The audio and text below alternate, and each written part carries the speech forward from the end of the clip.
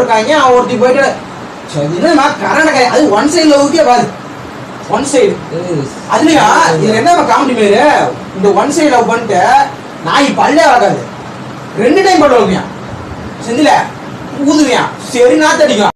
கர்ம கர்மா செண்டு வாங்கிடுச்சா டேய் இது சட்டை பேண்ட் ஷூ ஓஸ் வண்டி வாங்கிட்டு போவேன். வண்டி வாங்க போய் நமக்கு துப்பு இல்ல.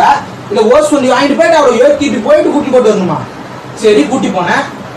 என்னாச்சு இப்ப சரக்கு அடிச்சிட்டு இருக்க மணி புரியுதா இல்லையா.